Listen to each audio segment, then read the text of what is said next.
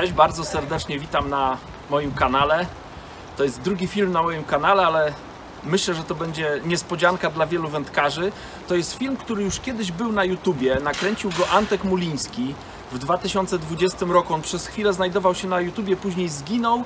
Miał bardzo dobrą oglądalność, ale po tym jak zniknął, nagle dużo ludzi pytało się o ten film, prosiło, czy można by było go znowu udostępnić. Porozumiałem się z Antkiem, Antek wyraził zgodę, żeby go opublikować, więc zapraszam Was na film o łowieniu uklei.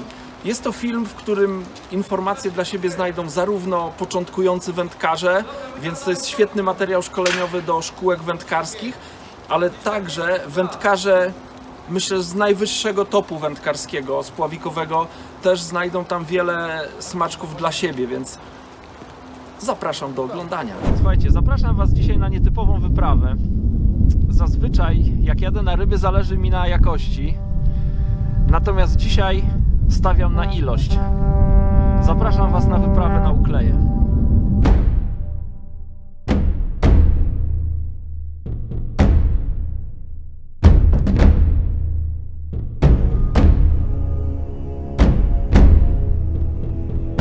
Zdobyłem Mistrzostwo Świata, więc nie można lekceważyć tej techniki łowienia.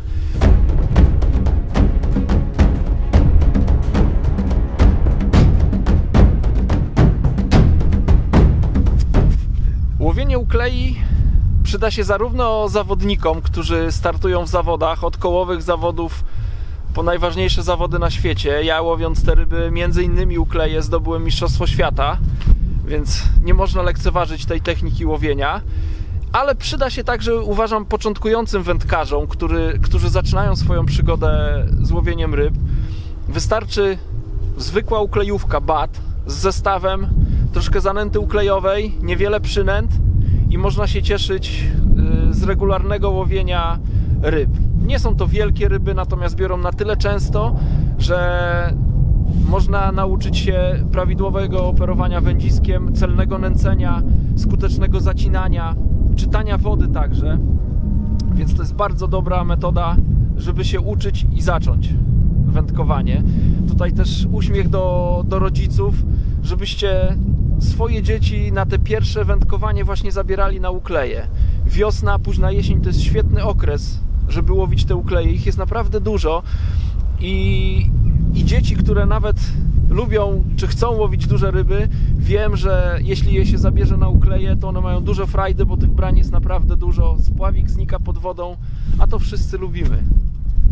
Chodźcie, pobawimy się na uklejach.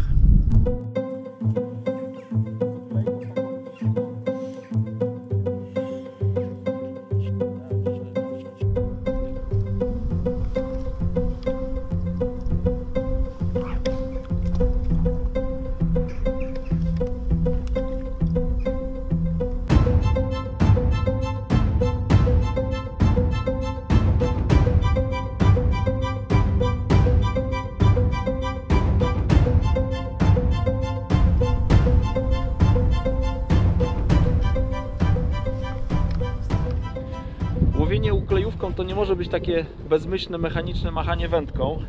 Trzeba cały czas reagować na to, co się dzieje w wodzie. Dotyczy to nęcenia, ilości przynęt w zanęcie, miejsca, w którym nęcimy i miejsca, w którym łowimy, ale także przynęt na haczyku. Zobaczcie, 2 razy spudłowałem i na pierwszy rzut oka, jakbym machał, to bym widział, że na haczyku jest przynęta. Ta przynęta rzeczywiście jest na haczyku, ale ona jest już tak założona, że te ryby biorą i nie mogę zaciąć ryby, bo grot jest schowany. Wystarczy mała korekta.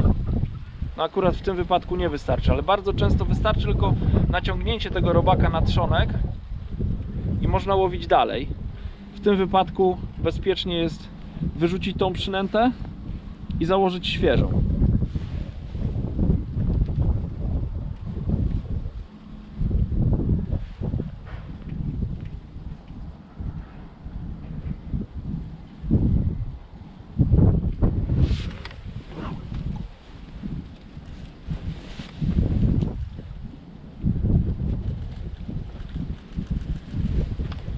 od razu lepiej, przynęta zmieniona. Zobaczcie, uklejka pewnie zacięta. W bardzo prosty sposób można ją odhaczyć, zarzucić zestaw i wrzucić chwilę do siatki. Pokażę Wam, jak w najprostszy sposób przygotować zanętę uklejową. Kiedyś miałem z tym problemy, pamiętam, że powoli dodawałem wodę, później musiałem to przecierać przez sito, bo powstawały grudki. Natomiast kilka lat temu nauczyłem się i robię to w taki sposób, jak zaraz Wam pokażę.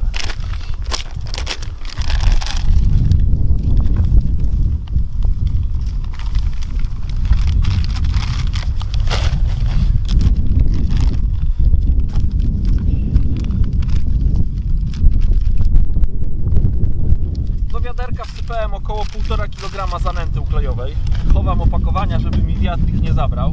No i na sucho mieszam tą zanętę. Zanęta jest jednolita.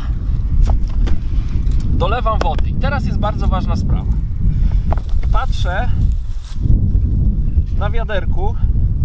Mam miarkę.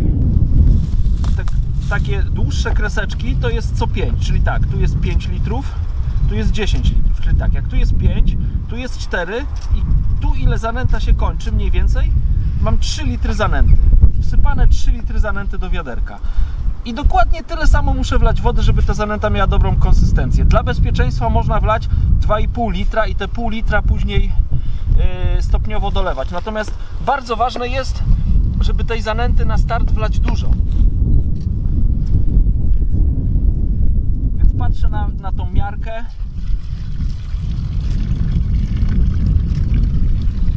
Zobaczcie, jak dużo wody wleję Wam. No, 2,5 litra wlałem wody. Wydaje się, że ta zanęta jest po prostu zepsuta już, bo tu jest paciaja. Ale dzięki temu mogę rozwalić grudki. To jest właśnie dobry moment. Teraz jest zimno i ta zanęta tężeje, czy wchłania tą wilgoć bardzo wolno. Natomiast jak to robię latem, to ten proces zachodzi dużo szybciej. Zobaczcie. Wygląda, jak ta zanęta by się nie nadawała zupełnie do niczego. Ale w tym czasie można wymieszać te wszystkie grudki, tak jak widzicie tutaj. O, zanęta już zaczyna tężeć, ale nadal jest, no nie nadaje się do niczego, można powiedzieć.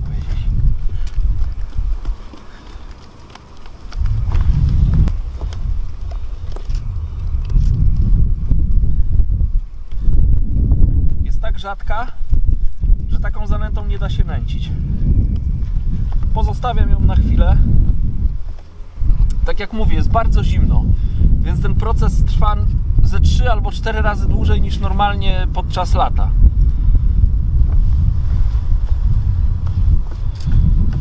O, ale już widać, że ta zanęta nabiera charakteru. Robi się coraz bardziej gęsta. I już zaczyna mieć konsystencję takiej uklejowej zanęty. Można już nabrać kawałeczek. Ona się już nie klei do palców. Może pokażę, rzucę to do wody. Da się tym rzucić i na wodzie powstaje chmurka.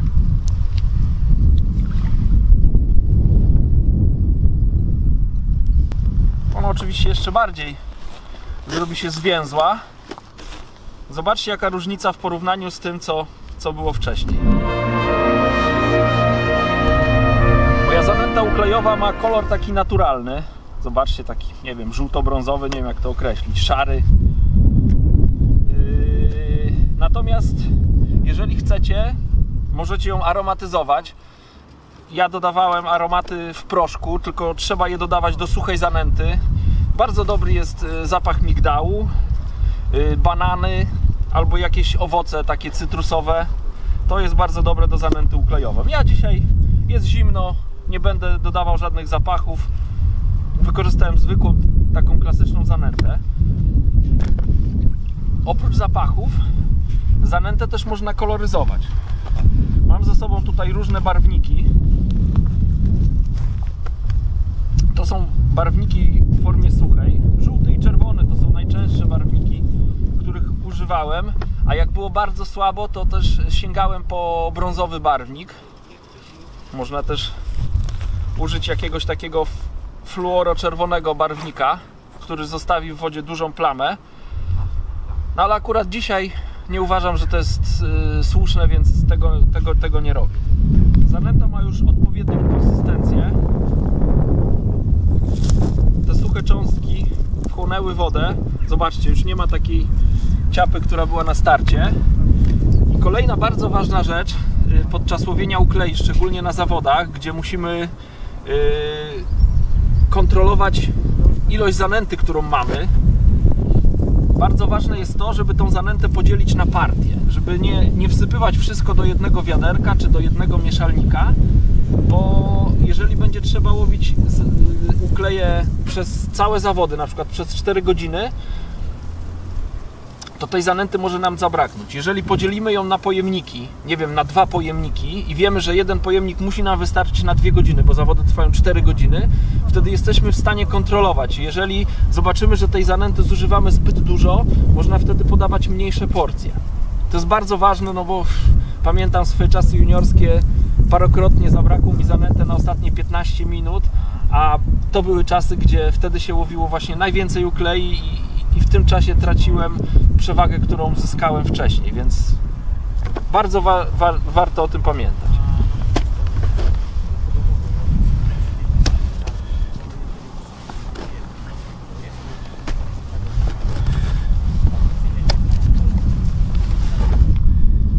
I mam zanętę podzieloną na 2 porcje i dzięki temu będę mógł kontrolować jej ilość w czasie łowienia. Podczas zawodów wędkarskich sama zanęta nie wystarczy, nawet jak jest najlepsza. Potrzebne są przynęty, które dodajemy do zanęty. Najpopularniejszymi przynętami, które się dodaje do zanęty uklejowej, to jest jokers i pinki. Te pinki można wcześniej jakoś unieruchomić. Na przykład je zamrozić albo sparzyć, żeby były nieruchome. Ja akurat lubię dodawać żywe, więc dzisiaj mam ze sobą trochę żywych pinek. No i oczywiście jokers. Mam ze sobą troszkę jokersa, który został mi z ostatniej wyprawy. Warto go przygotować przed łowieniem uklei. On, jak widzicie, jest taki zbity w takie kłębuszki. I gdybym dodał to teraz do zanęty, no to ciężko by było go rozdzielić. Więc wcześniej, przed łowieniem, warto go oddzielić, żeby te larwy nie były takie poklejone ze sobą. Zwykły szary klej albo jakaś glinka sucha.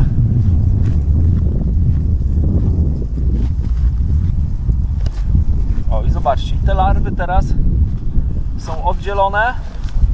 Oczywiście jak używacie szarego kleju, to nie można do tego teraz dodawać wody, bo to by się nam skleiło. Ale jak to będzie w formie suchej, to o, sypki jokers,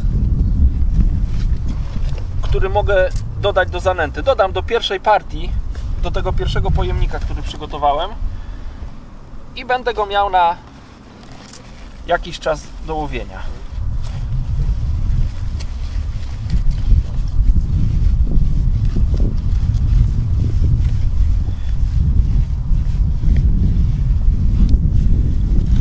Jeżeli jesteście przekonani, że w łowisku jest na tyle dużo uklei, że będziecie je łowić przez całe 4 godziny zawodów, wtedy warto przynęty dodać od razu. Zrobić już odpowiedni miks zanęty z przynętami. Wtedy najlepiej użyć martwych pinek, a nie żywych, żeby później podczas łowienia nie tracić czasu na dozowanie przynęt. Jeżeli nie jesteście pewni, to bardzo ryzykowne jest dodawanie tych przynęt od razu, bo może się okazać, że dodacie za dużo i to nie będzie dobre, albo że tych przynęt Wam zabraknie później do łowienia na przykład na tyczkę lub odległościówkę, bo się okaże, że ukleje nie żerują przez cały czas trwania zawodu.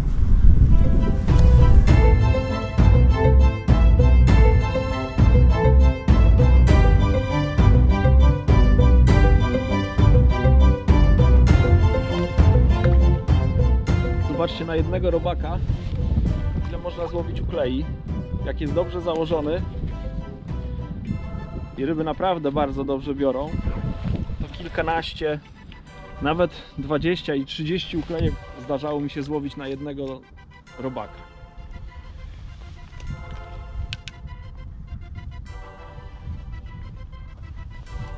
Zobaczcie, jak wygląda robak po, nie wiem, myślę, że złowiłem 10 teraz uklejek. Cały czas wygląda dobrze, ja go tylko naciągam tutaj na trzonek, odkrywam grot, bo to jest bardzo ważne i cały czas łowię te ukleje.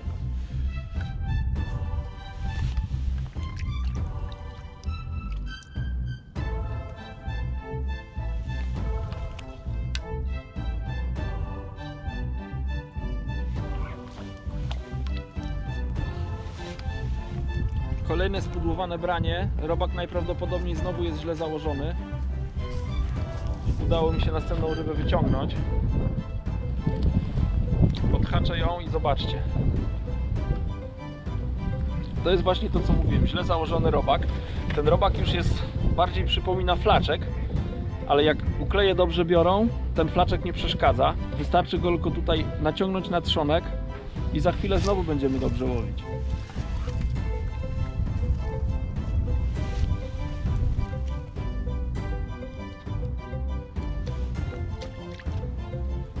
Zobaczcie, robak to taki sama błonka praktycznie, ale jest na trzonku, nie wisi poza haczykiem i jest widoczny grot. Na to nadal biorą ryby.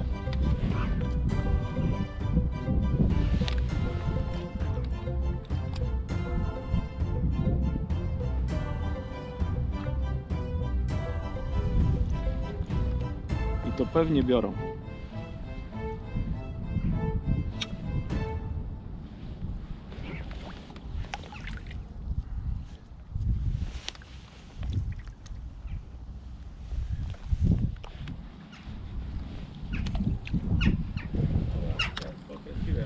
W wodzie jest delikatny dryf, wiatr pcha wodę na lewo i te ryby się ustawiają na lewo od zanęty, więc bardzo ważne jest, żeby zanętę rzucać, ja rzucam przed siebie mniej więcej,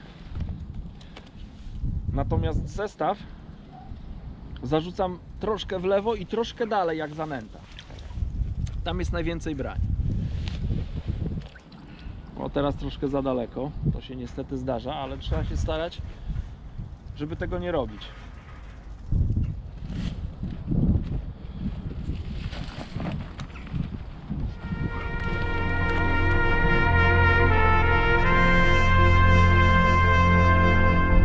Zaprezentuję Wam swoje zestawy uklejowe, niezwykle proste. Używam dwa rodzaje spławików. Tak zwane patyczki. Te patyczki mają najczęściej od 0,2 do 0,6 grama. To najczęściej. W tych gramaturach się używa patyczków. Albo takie banieczki. Banieczki używam albo jak woda płynie, albo jak jest ruch na powierzchni, ta wierzchnia warstwa przesuwa zestaw, więc też lubię wtedy używać bańki. Natomiast jeżeli ukleje biorą delikatnie, albo biorą w ten sposób, że przytrzymują przynętę, to wtedy dzięki temu, że używam patyczka, on się trochę przechyla.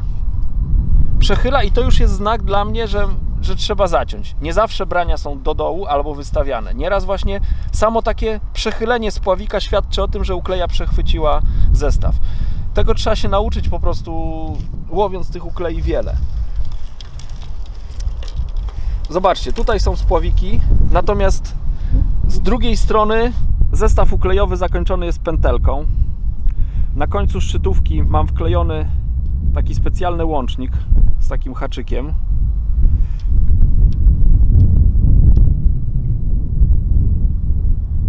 Żyłkę tutaj zaczepiam za haczyk. Sprawdźcie dokładnie, czy dobrze to zrobiliście, czy żyłka jest we właściwym miejscu.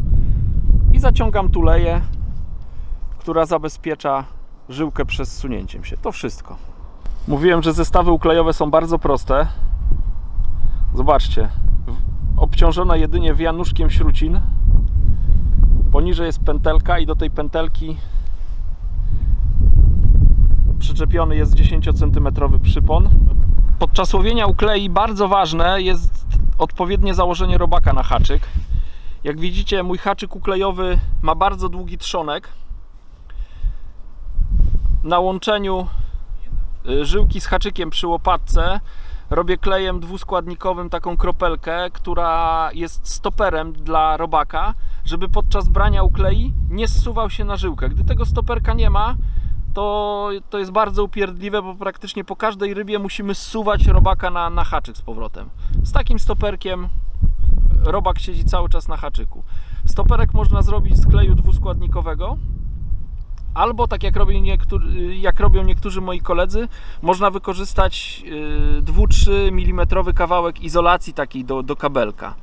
Zakładanie robaka. Cienka część szpinki, gruba część szpinki.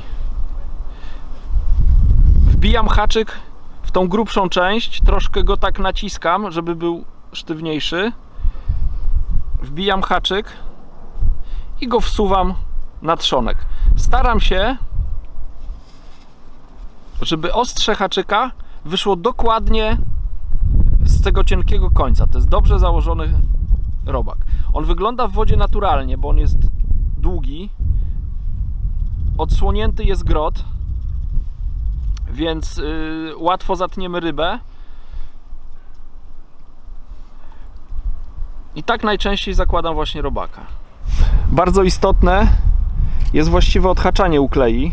Chodzi o to, żeby nie tracić czasu na odkładanie gdzieś wędki, więc wędka, ryba, zestaw, to wszystko musi być w tych dwóch naszych dłoniach. Czyli tak, złapałem rybę, naciągam żyłkę, łapię tutaj za tą kuleczkę, ta kuleczka też właśnie pomaga przy odhaczaniu. Odhaczam rybę i nie wrzucam teraz ryby do siatki, bo bym tracił czas, tylko łapię za śruciny, zarzucam zestaw i dopiero teraz uwalniam rybę do siatki. Bardzo ważna jest systematyczność. Chodzi o to, żeby za każdym razem po zarzuceniu z wody wyjąć rybę, żeby nie tracić czasu na takie puste łowienie, czyli zarzucamy i wyciągamy zestaw bez ryby. Dlatego za każdym razem zerkam, jak wygląda robak, kontroluję jego stan. Jeśli uznam, że jest dobry, łowię dalej. Jeśli dwie ryby pod rząd albo mi spadną, albo ich nie zatnę, wtedy myślę o zmianie wręcz robaka. Nawet jak robak wygląda ładnie, to często zmieniam tego robaka. Dotyczy to szczególnie takich dni, gdzie ukleje są bardzo wybredne.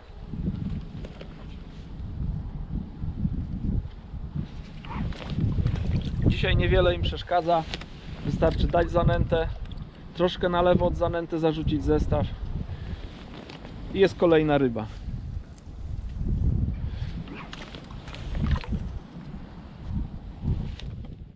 Kolejna uwaga podczas łowienia uklei, bardzo ważna.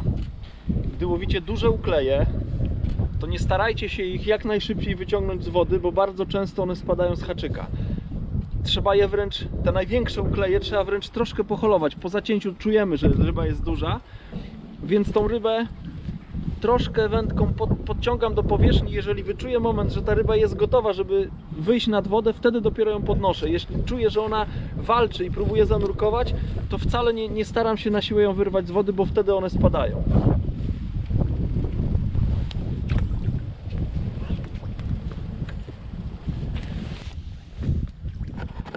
Pinek już nie ma w zanęcie, one są niezbędne, więc kolejna porcja ląduje w mieszalniku.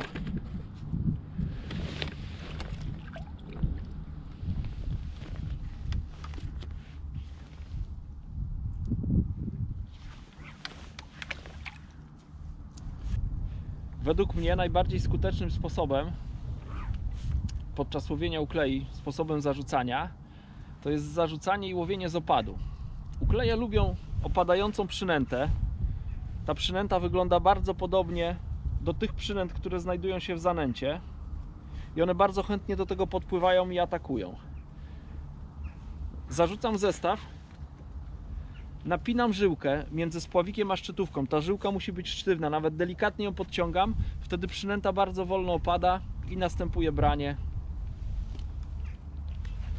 i jest ukleja. Pewnie zacięta ryba, szybkie branie, znowu zarzucam, ryba do siatki, porcja zanęty, zacięcie, bo podczas opadu nastąpiło branie i jest kolejna ryba do siatki.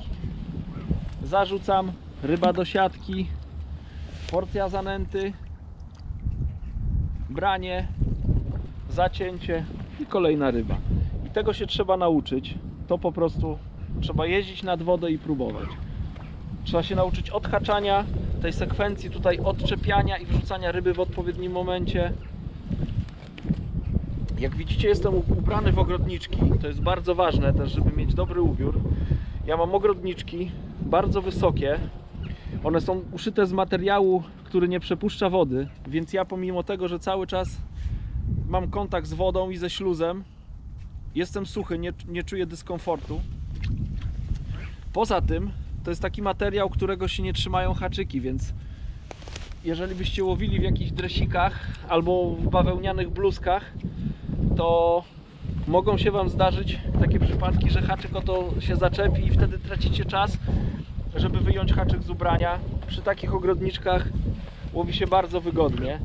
Ja jeszcze kiedyś, jak nie miałem takich ogrodniczek, bardzo lubiłem łowić z fartuchem. Ten fartuch też zapobiegał właśnie zaczepianiu się haczyka, między innymi.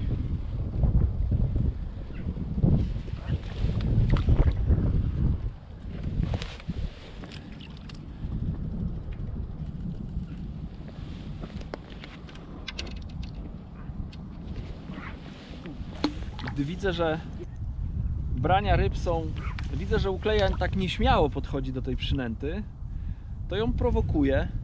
A akurat teraz z opadu było branie, to co mówiłem wcześniej. Nie trzeba było prowokować, szybkie branie. Ryba w ręku, łapię za ciężarki, zarzucam, ryba do siatki. Porcja zanęty, żyłka cały czas napięta, żeby zareagować na branie. O, trochę sprowokowałem, jest kolejna ryba.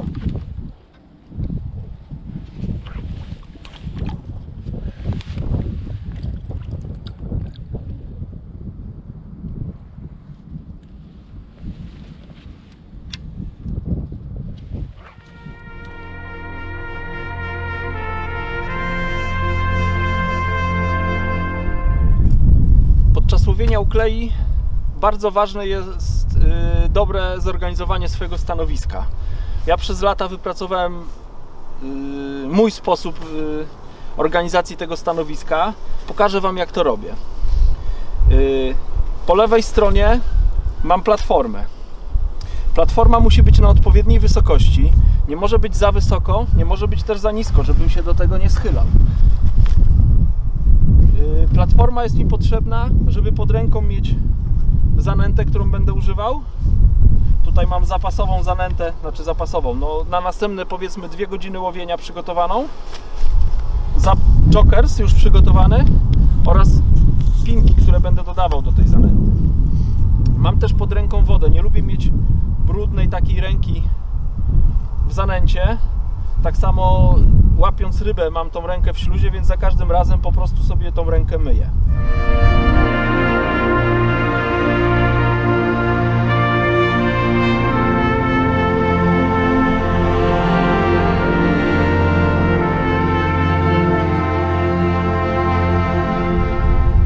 Bardzo ważna sprawa, ręcznik. Też wisi sobie na nodze, tu mam drugi zapasowy, jak ten pierwszy by mi spadł. Kolejna ważna rzecz to są zapasowe wędki. Na zawodach wolno łowić jedną wędką, natomiast na zapas można mieć tych wędek nieskończoną ilość. Ja akurat dzisiaj przygotowałem 5 sztuk od 5 metrów do 3, co pół metra. To są stare jak świat uklejówki, ale ja je bardzo lubię i łowię nimi, nie wiem, no myślę, że za 25 lat już i dobrze mi służą. Wędki są pod ręką, więc jak coś splączę albo chcę zmienić dystans, mam to pod ręką. Nie muszę chodzić, tracić czasu. Następna ważna rzecz na stanowisku uklejowym to jest siatka. Siatka musi być też w zasięgu ręki. Jeżeli złowię rybę, wtedy bardzo łatwo tą rybę mogę umieścić w siatce. Nie muszę gdzieś tutaj sięgać czy tam. Mam ją centralnie między nogami i wtedy nawet nie myślę. Podczas odhaczania ryby nawet nie myślę, po prostu odhaczam i wrzucam do siatki.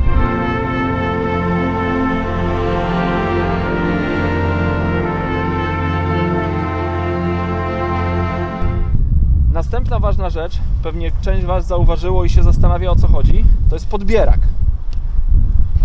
Najczęściej przy łowieniu uklei podbierak nie jest potrzebny, no bo ukleje się bierze na klatę. Natomiast ten podbierak jest tutaj nieprzypadkowo, bo wielokrotnie zdarzyło mi się, że podczas łowienia uklei wzięła jakaś duża ryba, która po prostu podeszła do chmury zanęty i przynęt.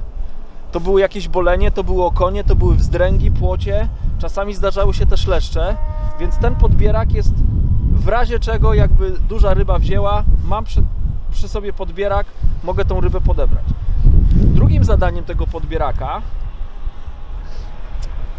to jest tak jakby taka siatka na spadające ukleje. Oczywiście ja ten podbierak mógłbym położyć gdzieś z boku, on by mi troszkę mniej przeszkadzał tutaj, czy w ogóle by mi nie przeszkadzał. Natomiast to, że ten podbierak tutaj jest, to on podczas takich zawodów, gdzie się dużo tych uklei łowi, przeważnie złapie ze 2-3 ukleje, które podczas takiego lądowania w powietrzu spadają z haczyka i bardzo często właśnie wpadają do tego podbieraka, więc to jest druga zaleta podbieraka na stanowisku uklejowym. Po lewej stronie mam zanęty, natomiast po prawej stronie mam przynęty haczykowe. Akurat mnie jest tak wygodnie, stąd pobierać przynęty, stąd ta boczna półka. Mam też tutaj wypychacz, wtedy jak ukleja bardzo głęboko łyknie haczyk. Mam też okulary. Oczywiście mam też miarkę na ryby, bo tak jak mówiłem, często zdarza się, że na uklejowy zestaw weźmie wzdręga albo okoń i wtedy ta miarka jest mi potrzebna.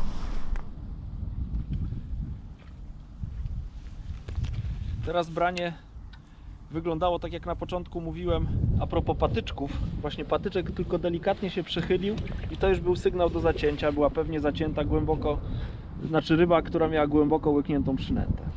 Znowu mam flaczek na haczyku, ale ten flaczek cały czas działa, więc nie zmieniam, nie tracę czasu, tylko łowię ukleje.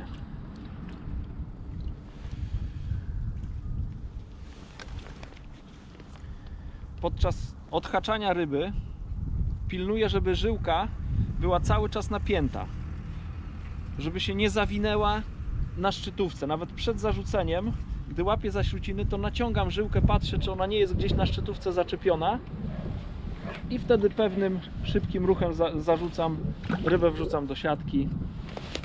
Porcja zanęty jak zwykle. Jest kolejna ryba.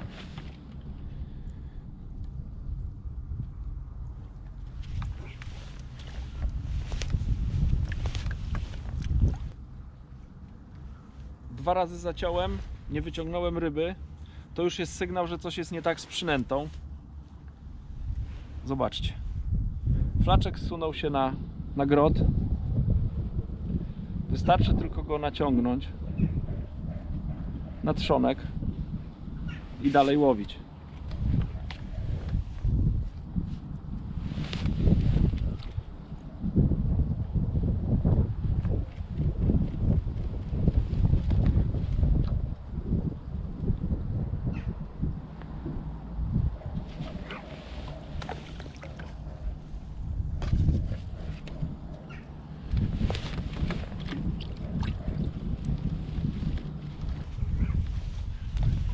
Po zarzuceniu cały czas żyłka jest naciągnięta, dzięki temu przynęta wolniej opada.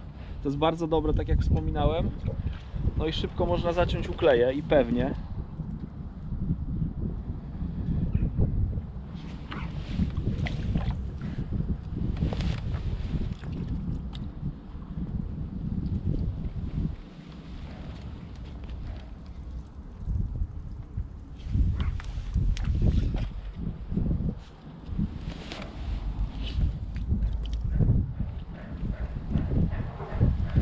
Łowiąc ukleje, musicie też zwracać uwagę,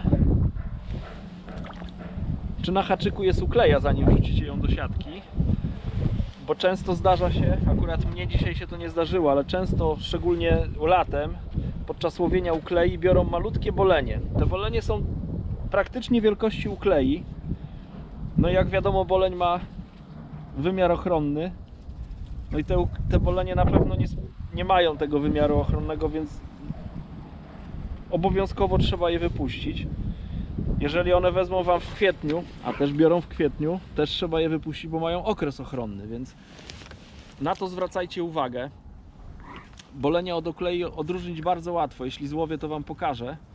Taki mały boleń ma nieproporcjonalnie duży pysk w porównaniu do uklei i dużo mniejszą łuskę. To są dla mnie takie dwa sygnały, że na haczyku mam bolenia, a nie ukleje.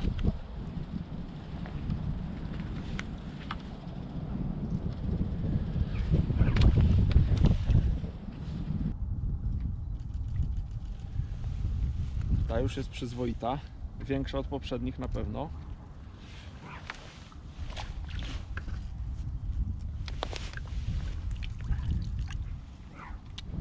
Tak jak wspomniałem, łowienia uklei uczyłem się podglądając Andrzeja Bukraka i Tadeusza Zalewskiego. Ci dwaj wędkarze mieli największy wpływ na to, jak dzisiaj łowię ukleje, albo jak łowiłem jakiś czas temu, bo pewnie wtedy było lepiej. Dawno już tego nie robiłem. Ale do czego zmierzam? Tadeusz Zalewski nauczył mnie też bardzo ważnej rzeczy podczas łowienia uklei, a mianowicie liczenia ryb. Muszę się przyznać, że nie jestem w tym dobry.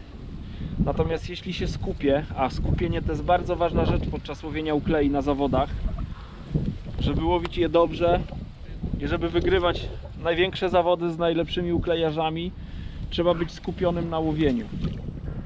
I właśnie jeżeli się dobrze skupię, nie rozpraszam się tym, co się dzieje dookoła, moimi sąsiadami, tylko jestem skupiony na swoim łowieniu i liczę ryby, wtedy kontroluję łowienie, wiem, w jakim momencie w stawce się znajduję, bo najczęściej na zawodach jest ktoś, kto obserwuje całość, więc jeżeli powiem, ile mam ryb w siatce, on może ocenić moje miejsce w sektorze. Także liczenie ryb jest bardzo ważne na zawodach. Jeżeli się tego nauczycie, tych wszystkich sekwencji podczas zacinania, odczepiania ryby, nęcenia, będziecie bardzo groźni. Zobaczcie, jak wygląda zanęta. Łowię, myślę, z 1,5 godziny. Ta zanęta ma dosyć taką spoistą konsystencję. Ja obsługuję ją mokrą ręką. Tak jak mówiłem, co chwila tą rękę myję. Zresztą zobaczcie, ile tutaj jest tej zanęty w wodzie. A pomimo tego ta zanęta cały czas jest dobra do łowienia i cały czas mam nad nią kontrolę. To jest bardzo ważne, żeby nie zrobić na starcie za mokrej zanęty, bo z nią już nic nie zrobimy. Lepiej zrobić trochę za suchą i wtedy, jak chcemy bardziej mokrą, czyli taka, która robi większą chmurę, po prostu mogę dolać trochę wody. Gdzieś z boku tego podajnika sobie przygotować bardziej mokrą mieszankę. Zobaczcie, taka ciapa już, która po wpadnięciu do wody zrobi chmurkę. Ale tutaj mam też bardziej spoistą zanętę. Ta zanęta znowu jest dobra, kiedy łowimy ukleje głębiej i zależy nam, żeby ta zanęta nie rozwaliła się o powierzchnię, tylko żeby zostawiła ślad na powierzchni i zeszła trochę głębiej. Duże ukleje właśnie taką mieszanką lepiej łowić niż taką.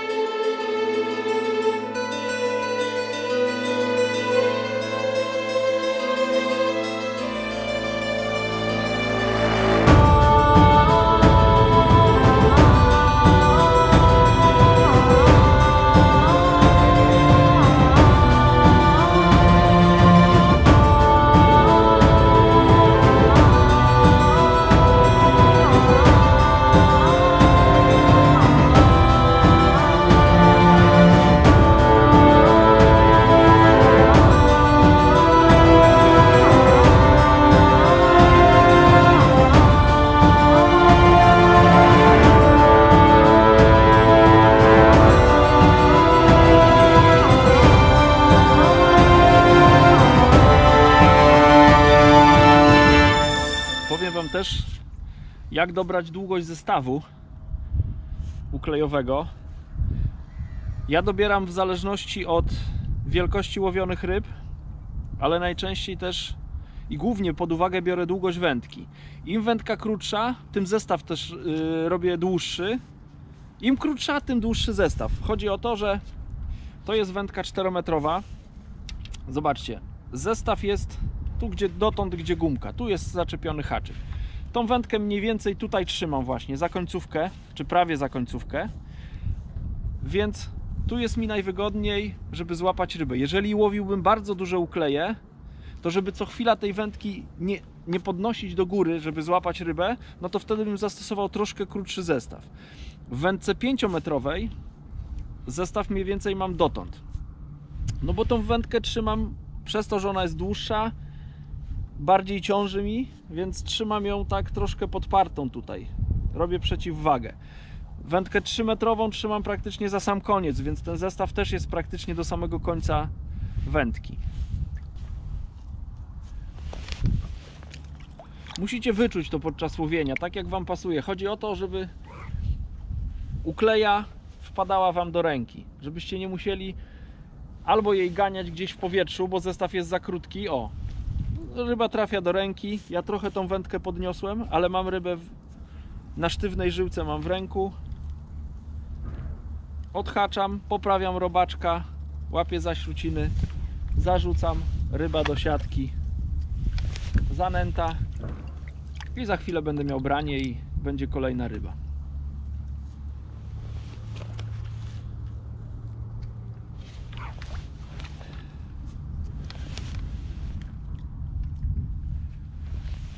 Stanowisko mam tak zorganizowane, że przez cały czas trwania zawodów nie muszę się z niego ruszać. Mam pod ręką zanęty, przynęty, przypony, też za chwilę Wam pokażę.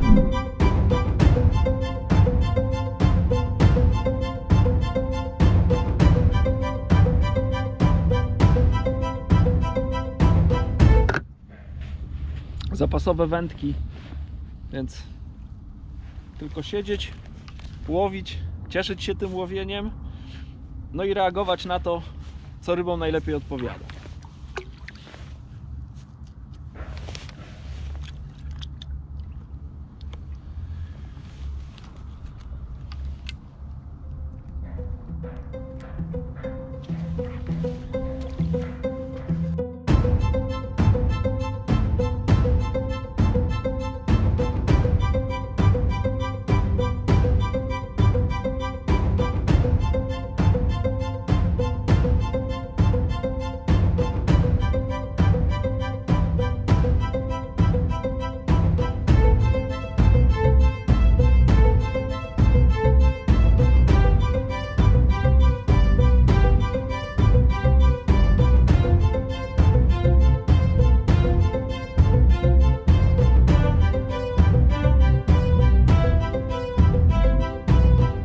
Wszystko co dobre szybko się kończy. Mam nadzieję, że ten film dotyczący łowienia uklei pomoże Wam poznać lepiej te ryby, doskonalić się w metodzie łowienia uklei. Te słowa kieruję zarówno do starych wyjadaczy, jak i do początkujących wędkarzy. Pokażę Wam, co złowiłem. Łowiłem, myślę, łącznie, nie wiem, no, ponad 2 godziny. Uklei było dużo. Zobaczcie, ile można tego złowić.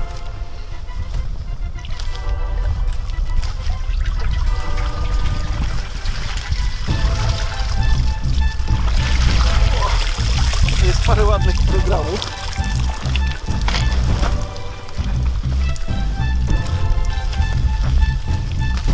Ryby trzymam w obszernej siatce.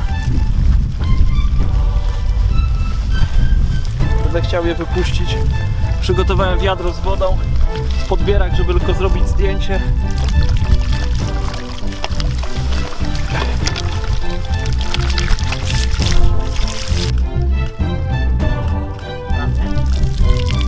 Zobaczcie, ryb jest sporo. Nie można tych ryb lekceważyć na zawodach. Oczywiście wypuszczamy je do wody.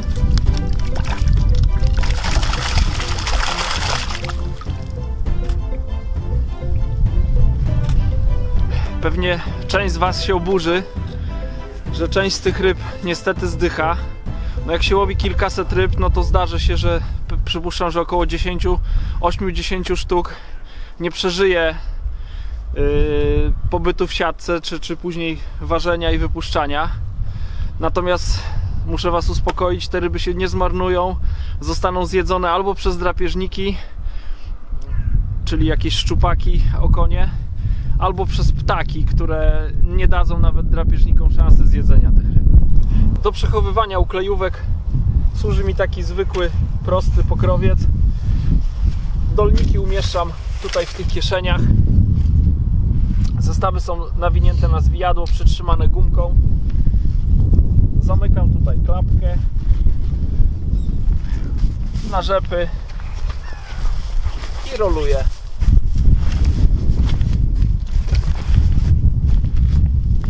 Zabezpieczam rzepami.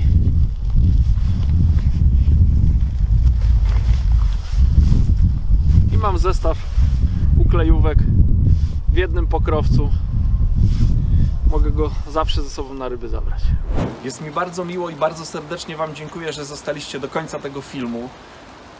Mam nadzieję, jestem przekonany, że informacje, które zawarłem w tym filmie, przydadzą się podczas Waszego wędkowania. Życzę Wam wielu wygranych zawodów wędkarskich.